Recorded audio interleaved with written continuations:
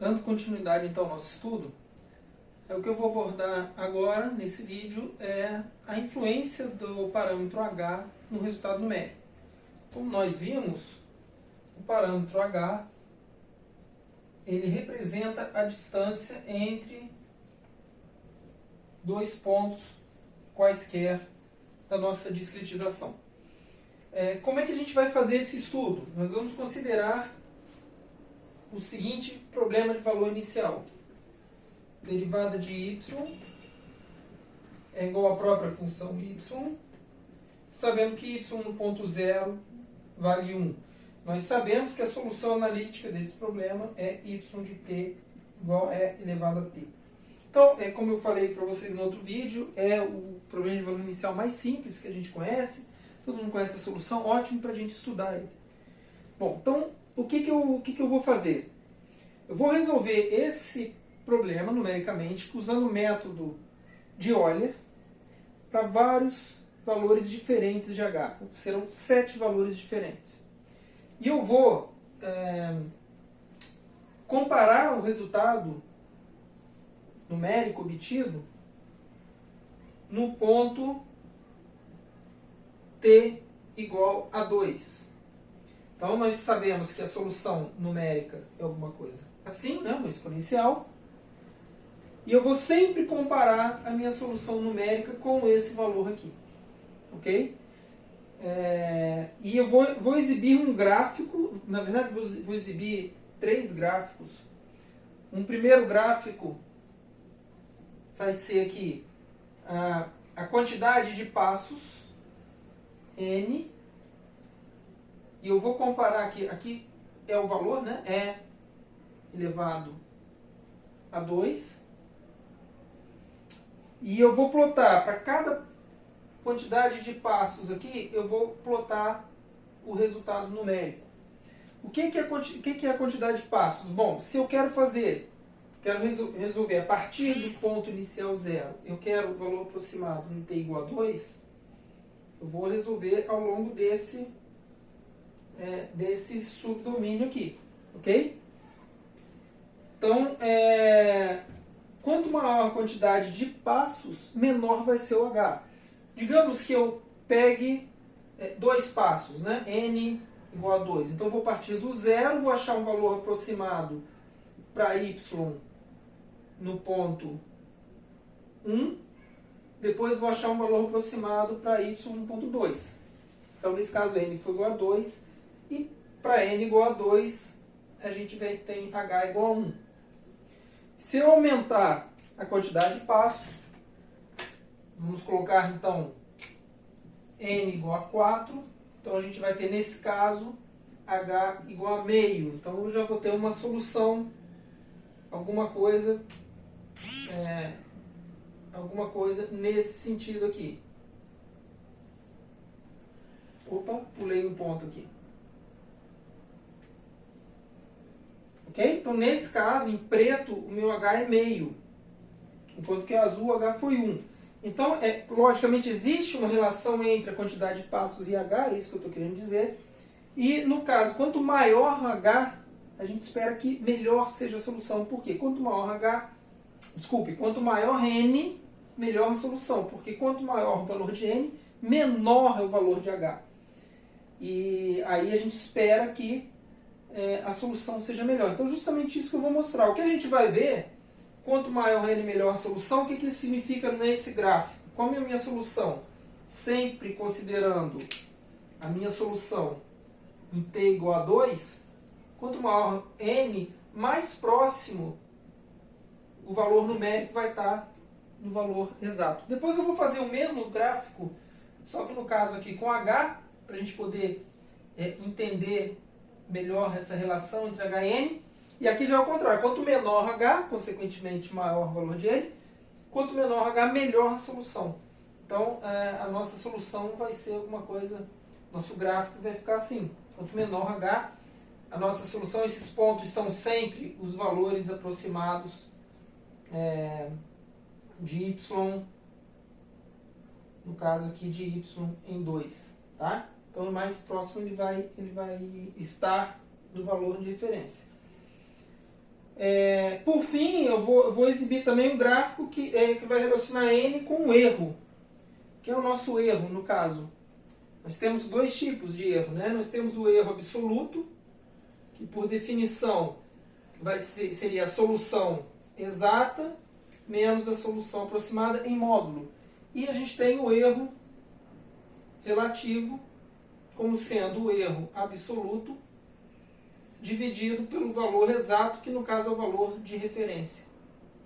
Ok? Então vou exibir um gráfico também que vai relacionar a quantidade de passos e o erro. Como eu já expliquei, esse programa ele resolve o mesmo problema do vídeo anterior, que é derivada de y igual a y e y.0 igual a 1. Mas ele resolve para diversos valores de passos. Quais valores? 5, 10, 20, 40, 50, 100 e 200. E em todos os casos, fazendo o cálculo numérico até x igual a 1. Então reparem, a gente tem aqui a lista de valores da quantidade de passos e uma lista de valores de H correspondentes a essas quantidades de passos. Sempre, de modo que seja coerente, que a gente sempre faça a conta de 0 até 1. O ponto inicial continua sendo 0 e o valor inicial de y é 1. E eu vou exibir os três gráficos que eu expliquei no quadro. O primeiro gráfico, eixo x, número de passos, eixo y, o valor calculado para a função no ponto x igual a 1, sempre. Ok? Depois, eixo x, h e o valor de y, depois a quantidade de passos e o erro relativo. Então está aqui o primeiro gráfico. Como eu expliquei, no eixo x eu tenho quantidade de passos e os pontos são os valores numéricos calculados, ou seja, são as soluções aproximadas da função y no ponto x igual a 1. Então reparem, com 5 passos eu tenho um valor abaixo de 2,5. Conforme eu vou aumentando a quantidade de passos, consequentemente diminuindo h, o valor vai se aproximando do valor analítico, que é o valor de E.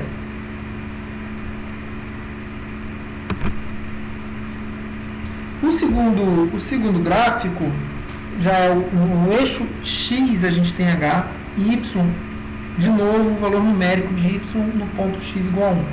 Então, repare que conforme h diminui, o valor se aproxima do valor analítico E.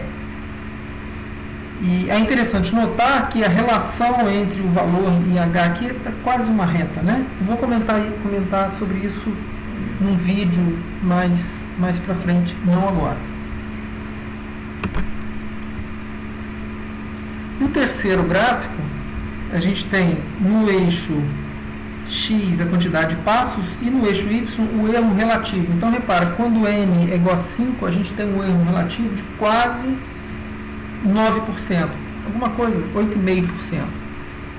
Pois, para 10 passos a gente tem 4,5%, e assim a gente vai aumentando a quantidade de passos e consequentemente diminuindo h, e o erro relativo diminui. De modo que com 200 passos a gente tem menos de 1% de erro.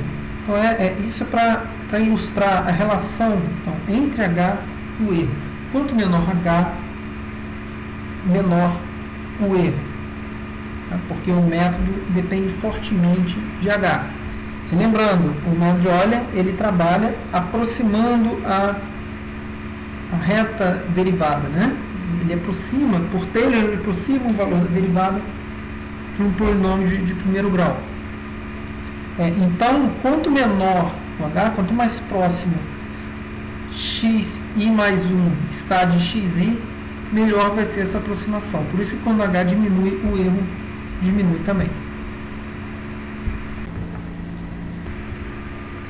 Neste exemplo, nós temos duas equações diferenciais ordinárias. A primeira equação é dada por derivada de y igual a z, e a segunda equação é dada por derivada de z igual a 3z menos 2y. Nós temos ponto inicial igual a zero e os valores iniciais menos 1 e 0 para y e z, respectivamente. Então, nós vamos inicialmente rodar o método de Euler em 5 passos, e h igual a 1 sobre 5, de modo que ao fim de 5 passos a gente chegue no ponto x igual a 1.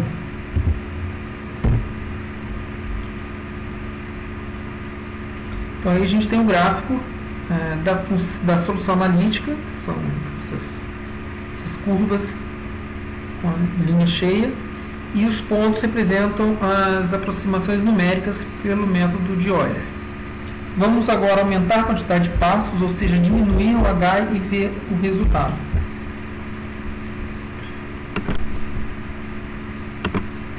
Então, reparem, eu vou colocar 50 passos. Então, agora h é 1 sobre 50. Então, a gente repara que a solução numérica já está bem mais próxima. Eu acho que vale a pena a gente diminuir ainda mais e colocar 100 passos, ou seja, h agora é 1 sobre 100. E a gente vê que a solução está bem razoável. Então, essa é a influência de h sobre a solução numérica no caso de um sistema de equações diferenciais ordinárias.